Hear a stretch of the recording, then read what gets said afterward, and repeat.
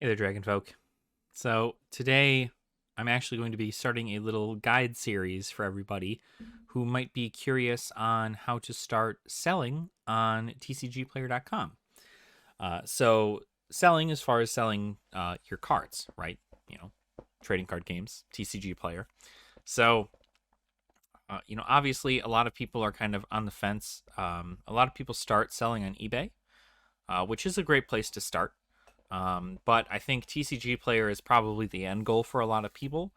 TCG Player is a pretty reputable site. I've never had an issue with them personally. And frankly, they get a lot off of you as a seller, and they take a lot on as a company. Uh, Pretty much, leaving you with all you need to do is send stuff out, which is really great, right? And it kind of like works itself out. But I'm going to kind of show you a beginning video guide stuff on how to set up your shipping, right? And what your shipping costs might look like on TCG Player, as well as even things like eBay. eBay also, I would use the same shipping information for eBay if you were going to sell stuff on there. But let's just go ahead and dive right into it. Let me show you what I'm talking about here. So this is the TCG Player seller portal. So in order to get here, you will have to go to tcgplayer.com. You'll have to put in your account, right? And then once you're in your account, you can click on here. If you're not already signed up as a seller, you can go ahead and click the Sell with Us tab, right? You can get on here. You'll learn all about this stuff, all this kind of things, and then you'll kind of go from there. So get everything there, learn everything about it, and you can get started. You didn't need anything special other than, bank information if you're going to be using your bank. So once you're all there, you will go ahead and you'll tap on this, and there is a seller portal for you. So this is my seller portal. When I go ahead and get over here, boom, here's my seller portal. So you can see, right, it gives you a nice little thing for feedback, some help files, some other things here, tells you what your inventory looks like, kind of so on, and you will kind of mark it through this. So first, what you're going to want to do is set your rates, right? So setting your rates, this is what my rates are currently. For small packages, it's 99 cents to ship it. Medium, it's $9.99. Large, it's $14.99, and $24.99 for extra large. These ones are all kind of hit or miss. It all depends on how much you're actually paying. I'm not too sure on the medium, large, or extra large because personally, I don't think you should be selling boxes immediately. I'd say you should start with just selling cards and work your way from there. So with selling cards, right, all you'll be doing is you'll be putting your stuff into your inventory here. There's an inventory tab. In this inventory tab, you can look over, you can search for any card. Let's search for, what's one of my favorite cards? Battlecry Goblin. Boom. So Battlecry Goblin, you'll see here, it doesn't have any special editions or anything. And what it'll do here is it'll show you, hopefully you're able to see this okay. I'll zoom in a little bit maybe. No, you should be able to see it just fine. So what it'll kind of show you is this, right? So it'll show you what the card is. There's a tab here to view all the live prices. And then you can kind of see what you're looking at, right? The big thing about this is to make sure that you know near mint, lightly played, moderately played, and heavily played and damaged. We will go over those in a different video, but I'm just kind of showing you setting up your inventory. So once you have, let's say that you have 4 of this card, you can choose whatever price you want, right? By clicking in here, you can type whatever price you have, and then it will also add your shipping onto the end here. So if I wanted to sell this for $1, it would be $1.99 is what it would be listed for, right? Now, obviously, this card is not going for that much. It is going for very cheap. Currently, the lowest listing, which is like the first listing you'll see when you search for this card in near mint, is 7 cents with a 99-cent shipping. Sometimes you will see it like this, where it says even for lightly played, which is a worse condition, it's 15 cents and a 99-cent shipping. Moderately played is 20 cents with a 99-cent shipping. Near mint should always be the more expensive one, but sometimes this happens where things are just bought out and the prices go up a little bit more. But at that point, you just buy a near mint card. So 7 cents at 99-cent shipping, right, is, like nothing, right? $1.06, right? So let me go over what your shipping costs generally look like with TCGPlayer. So what you kind of have is several things, and I'll go ahead and show you here. So several things that you have to think about, right? Your supplies. I have my little box of supplies right here. I carry this with me when I go to work, and I will show you the supplies that I use on a regular basis that I think every one of you should pick up. Obviously, there is, I'm going to try to add like an Amazon affiliate link or some kind of Amazon link to kind of help people figure that out. But for the most part, what you're going to get out of here is what you're going to get. So, your cost of shipping, right? Sometimes you'll see a 78-cent shipping, or you'll see free shipping, for instance. Free shipping, usually there are times in which once you become a level 4 seller and kind of like expand yourself into things like being a pro seller, which gets you like, more little benefits as far as TCGPlayer goes. You can do, when you're a pro seller, you can do stuff like if you buy $5 worth of cards, you get shipping for free, or $15 worth of cards, you get shipping for free. TCG Direct, that you don't really even need to worry about shipping because you send that to TCGPlayer. So you only need to worry about one shipping cost. But supplies we're going to look over today, right, is going to be a general idea. So for instance, we're going to kind of use a very, very basic example here, right? So I kind of split this in between $20 cards and anything below $20 and anything above $20, right? Certain things above $20 that you are selling, for instance, like anything that is, I want to say $50 or more, needs to be shipped with tracking. And then anything like $250 or more needs to have signature confirmation upon delivery. Those are things that are required of TCGPlayer in order for you to complete the sale. So those are things you're going to need to keep in mind. Obviously, tracking is very expensive. It roughs right around like $3.50, depending on what you're tracking.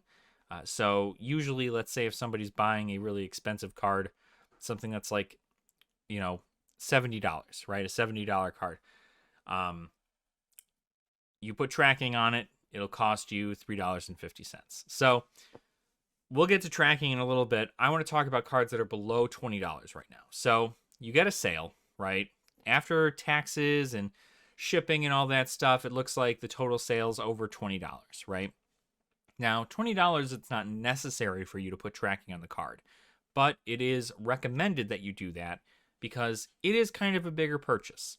And this does help with customer service side of things in regards to kind of, making it so things just makes sense, right? So we're going to go over some of the stuff here, and I'll kind of give you an idea of what the prices are for everything and why I've priced them as such. So first off, we are going to go ahead and start with shipping shields. Shipping shields, these things are amazing.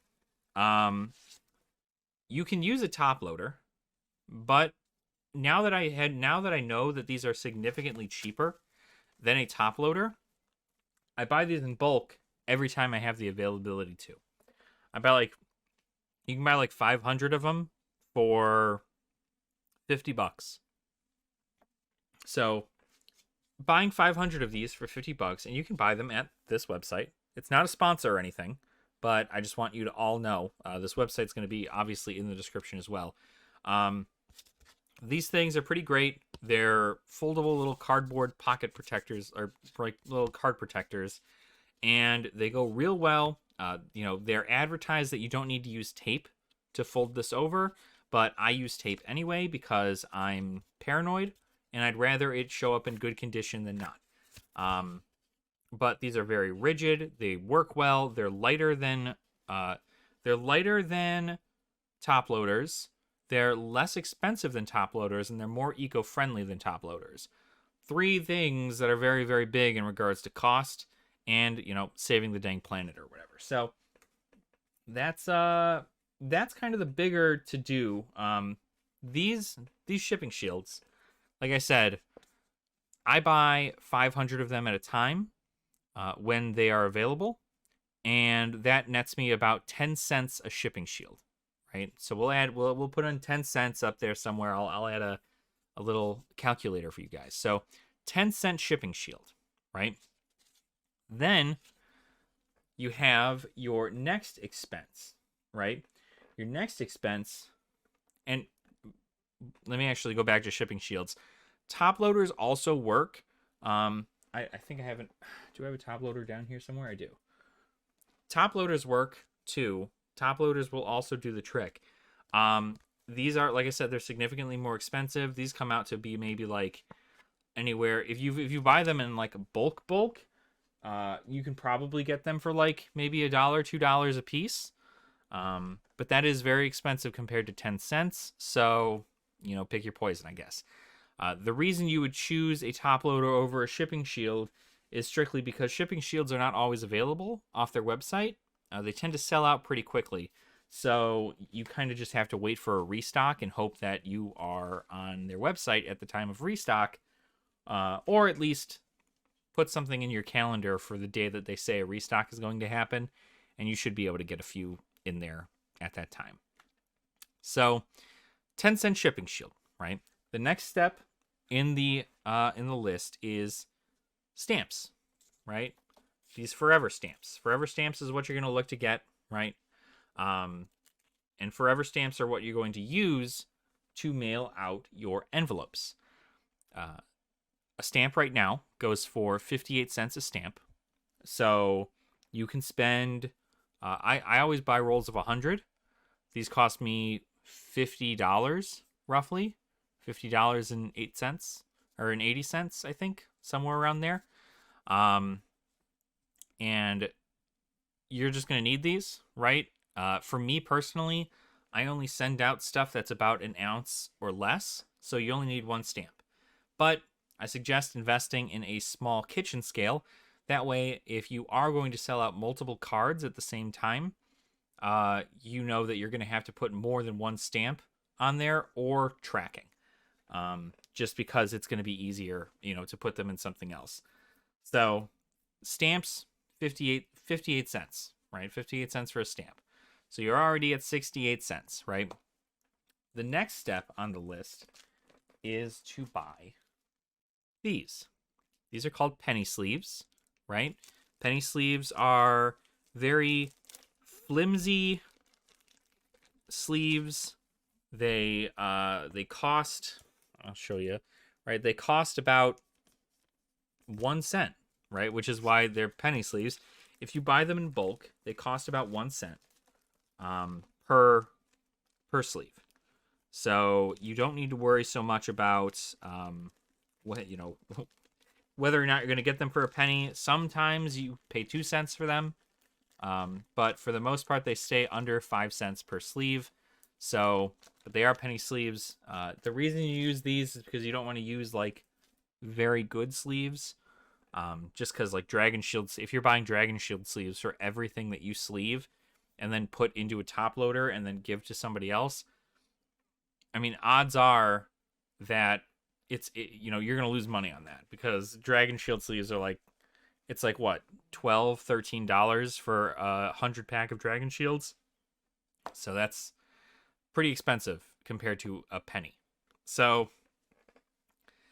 it's kind of up in the air, but obviously, whatever you feel is necessary, that is totally fine. Obviously, we'll just add the penny sleeve into the thing here as our calculation. So now we are officially at 69 cents, giggity, and and now we go on to our final cost, right? Our final cost for supplies is envelopes, right? I use these number 6 envelopes that you can just buy on Amazon. I use those for any of the cards I send out, unless it is something that is tracked or it is something that is much bigger than the envelope can have in there. I use those envelopes. These number 6 envelopes, I buy them in like packs of 300. They end up roughing around 6 cents an envelope. So now we are sitting at a whopping 75 cents per shipping thing, right? So total shipping cost for a card under $20, sorry. Total cost for a card under $20, you're looking at about 75 cents for shipping, right?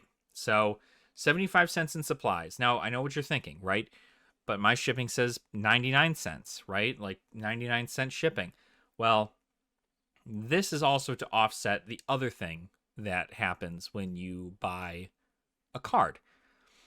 When somebody buys a card and you are selling that card to that person, right? TCGPlayer has to take a cut, right? I think the average cut for a level 4 seller is 14.5%. So 14.5% on your sale kind of roughs to be, whatever, depends on the sale, right? We'll use it in an example later. So you have 75 cents plus a 14.5% fee on all the cards you sell, and that is going to be taken away from you. So you have to calculate that into your sale when you're making it. It does make sense to do that, and you want to make sure that you are still profiting from your sale, and that's just kind of how it is. Now, cards over $20 are a little bit more expensive to ship, strictly because you have to put that tracking on there, right? But you do lose out on a couple things, right? You don't need a 58-cent stamp, and you need to change your envelope. So the envelopes I use for tracked stuff are these. These are bubble mailers. I also get these on Amazon. You can find these in a multitude of different colors, and you can use those to ship out expensive cards. So, for instance, I think I have mine set up to where I have it at like 20 cents a bubble mailer, right? Which is significantly more than 6 cents for an envelope, but 20-cent bubble mailer gets your stuff out and it's protected in the mail even further than it would be. So 20-cent bubble mailer, your 1-cent penny sleeve, so you're 21 cents now, and your 10-cent shipping shield. So you're looking at about what? 31 cents in shipping. So you get about 31 cents in shipping. And then you kind of average, it's right, like I said, it's roughly about $3.50 for tracking. So I'm going to use that as the example. But unfortunately, as time goes on, the post office and USPS, they will continue to raise prices and premiums for tracking and for mailing stuff. So there will be increases in prices. I'm doing this in July of 2022. So I'm not sure what it's going to be like in the future if anybody watches this then, but just as a heads up. So the example I want to use, right? So for instance, this is kind of the example in trying to figure out your own profits, because like I said, as much as you might want to just put up every card that you have for sale on TCGPlayer, as a starting seller, I don't recommend, honestly, even as a level 4 seller, I don't recommend putting up cards that are under like 50 cents, right? You don't really get a huge profit from that, and you don't really get much You get a card out, which is great, but not a lot of people are buying just 50-cent cards. You'd hope a lot of people are buying 50-cent cards in like multitudes. Like they're not just going to buy the one card from you, that they buy more so that they don't have to pay as much in shipping. That's usually the case, but it's not always the case. And you got to be prepared for people to just buy 50-cent cards from you, and you just have to ship those out singly because somebody just needs one card and you happen to be the lowest seller. So, an example, right? If we're going to sell a card for $1 up here, right? $1 will go ahead and get us a whopping, with 99-cent shipping, it's $1.99 gross. That's your gross profit, is $1.99. Then we have to take out the fees, right? The fees themselves minus 14.5%. That brings that amount down to $1.70, right? So now you're only getting $1.70, roughly. Sometimes the rates differ, but for the most part, what 14.5% seems to be the regular rate. I know on TCGPlayer it says like 10%. I don't think that's accurate. I've seen it roughly, most of my sales be about 14%. You will see a lot of that on eBay as well. So kind of keep that in mind as a general term. If it happens to be less, perfect. If it doesn't happen to be less and happens to be right around that amount, you're preparing for more. So, like I said, you're at $1.7 now, gross profit, right? Then you have to minus the 75 cents in shipping, because you do still have to use each one of these products, each one of these little things, right? Each one of these guys, and you have to ship it out. Another thing, as far as those go, right? I completely forgot to bring this up. Painter's tape, okay? Blue painter's tape. You can buy this real cheap anywhere, any home goods store, Home Depot, Lowe's, Menards, any Farm and Fleet, I'm sure has it. I'm talking like anywhere, right? You can buy painter's tape. I'm sure you can buy this at Walmart. This is the better tape to use. Do not use Scotch tape, except for the specific situation in which I use Scotch tape. But use this. When you're sealing this up, or you're sealing your top loader, right? Right up here at the top, to make sure the card doesn't fall out during transit, seal it with painter's tape. It's the easiest to get off. It doesn't ruin the top loader. It doesn't ruin the shipping shield, and it's easy to remove. It doesn't leave any residue, and more importantly, it's not going to like stick to anything other than like to keep the card from shifting. So usually I don't run into any issues, but painter's tape is the best way to go. You need to get painter's tape.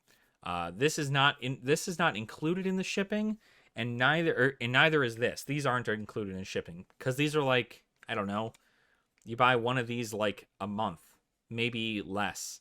And so like, I don't know, 3 or maybe more, maybe like 3, because like I've been selling for 4 months now, and I have yet to run out of painter's tape. So it's like a yearly cost to get a little bit of that.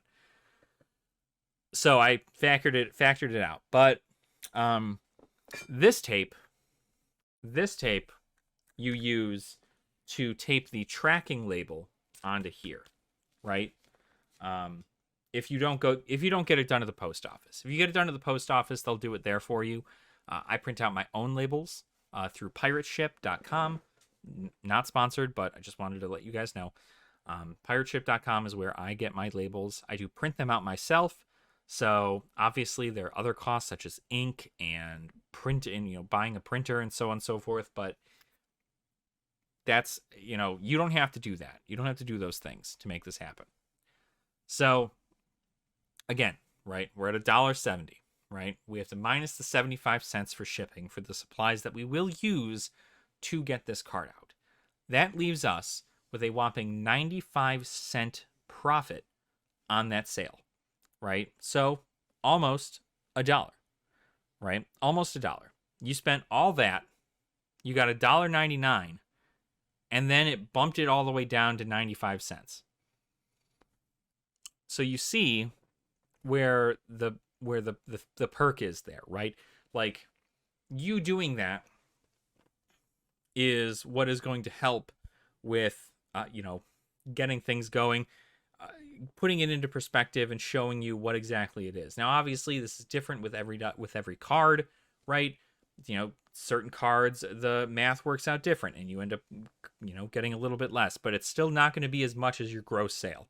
You will never get as much as your gross sale. If you think you're going to sell a card for $20 on the dot and get $20 back, you won't. The only way you're doing that is if you're going to do a cash sale to a person and they give you the $20. That's the only time.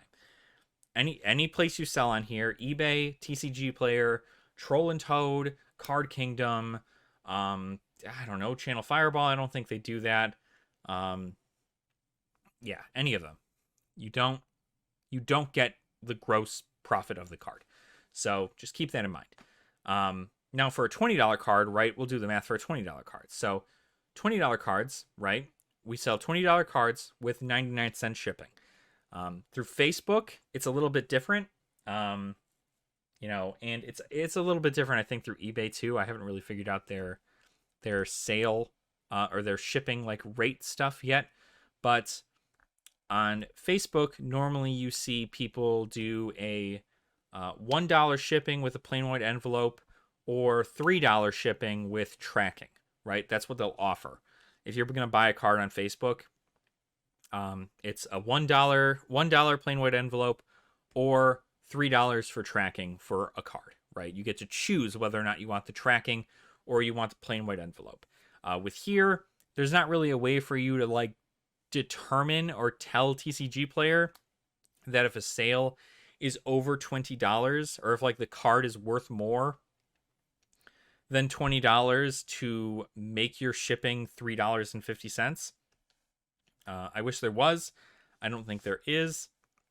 Obviously, if anybody knows anything about that, please let me know in the comments. But with that being the case, regardless, you just take a 99-cent hit. 99 cents is where you just assume for shipping, and you take a little hit in shipping to at least make sure that this card arrives safely and that it goes to where it needs to go and that it's protected, so on and so forth. So $20 at 99-cent shipping, even though this is going to cost more than 99 cents to ship, you're going to take a little bit out of the card price just because that's the case. If you know that you are going to, if you want to sell it at $3.50 shipping, right, increase the card's price by a couple dollars, it's going to be harder for people to buy it, right? So like, for instance, if a $20 card is going to be shipped out with tracking and it's $3.50 for tracking, you can sell the card for, or try to sell the card for $22 with 99-cent shipping. What that does is that alleviates the price, right? And if it happens to get to that point, you'll technically make your money for shipping.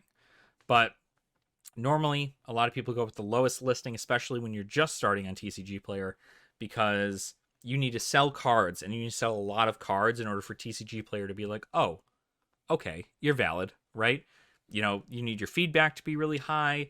You need to sell a bunch of cards in good conditions. You need to make sure the conditions are correct, yada, yada. And that's kind of the start. So I'm getting ahead of myself again. $20 card price point, 99-cent shipping, right? So what we're going to do first is we're going to take that 14.5% from TCGPlayer fees, and we're going to go ahead and implement that into the price. So again, just like the last one, we'll do the math. The math comes out to $17.95, right? So almost $18 for that after fees, right? Taking about $3-ish off of the total gross sale. Then what you're going to do is you're going to minus your shipping fees. Again, $3.50 for the tracking, 1 cent for the penny sleeve, 10 cents for the shipping shield, 20 cents for the bubble mailer.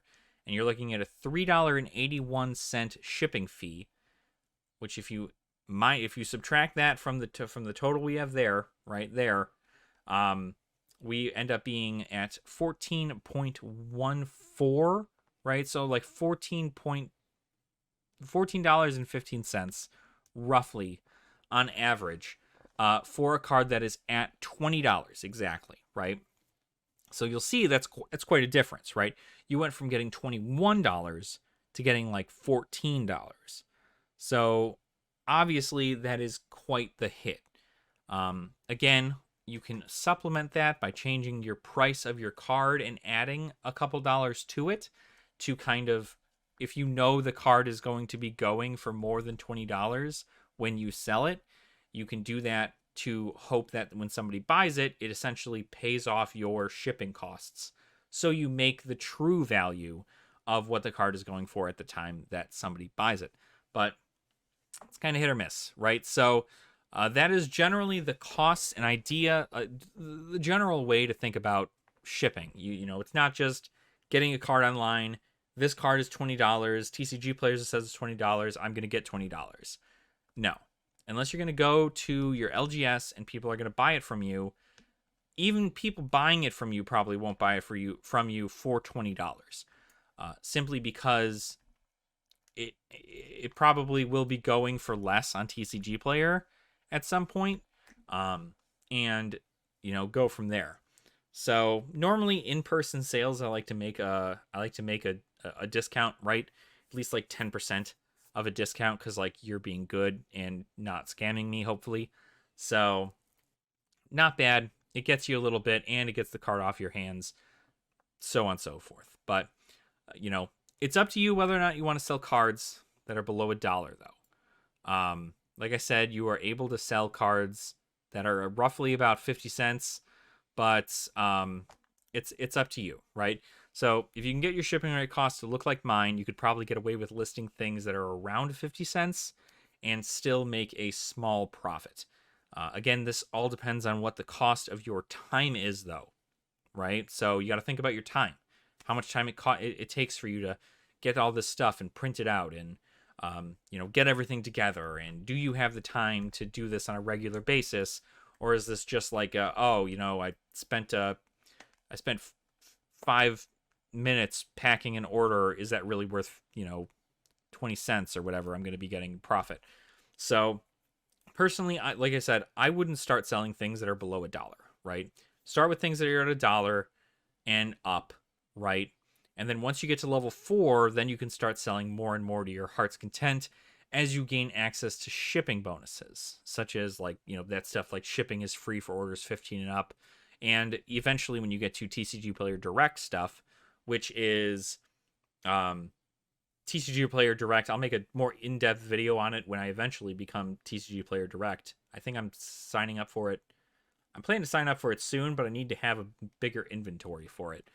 But TCGPlayer Direct, it's essentially they sell your cards for you, and then they tell you, hey, we need you to reimburse these cards for us. So send in your cards, and it'll be reimbursed. And it'll reimburse us, and that's like the invoice, and that's the whole thing. So TCGPlayer Direct is a great way to start, but once you're just a level 1 seller, the point is to get to level 4, right? Once you're level 4, things open up for you. Your feedback starts getting better. You have better access to more tools. So it's better to just spend your time to get to level 4 seller, and then go from there. So now that you have an idea of what to kind of consider when becoming a TCGPlayer seller, right? These costs and rates can apply to other platforms, like I had said. So keep this general idea in mind for in case you sell on eBay or other websites, Facebook even. So just kind of keep that in mind, right? Give you a general concept. And again, thank you guys so much for watching, right? I'm making another video soon regarding more into the input of inventory stuff. So keep an eye out for that, right? I'm going to give you an idea of the tools that you can use for your inventory when you hit a level 4 seller as well. And let me know what you guys think about these guides in the comments. I'm happy to bring you guys information about what I do on the side. And I know a lot of people out there are getting into the game and they're looking to, offload some cards, make some money, right? There are some people who are just trying to get out of the game and trying to make their own money. So, that is generally the concept. But yeah, and while you're making that comment down there, right, feel free to like the video and go ahead and subscribe if you haven't already. You can also check out our Patreon down there too in the description. I'm hoping to do some pretty crazy stuff with our Patreon, and I'm more than happy to talk with people on what they would like as far as being a patron for me.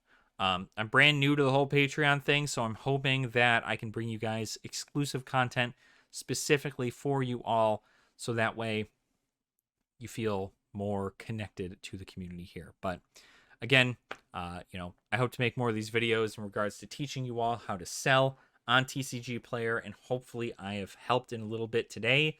Look out for more videos as we go further on into the selling process, and I'll kind of show you how things go step by step. So thank you again, and please, please, please make sure to make it a great day or not. The choice is all up to you. And I will see you all in our next video. All right, everybody. Nerd out.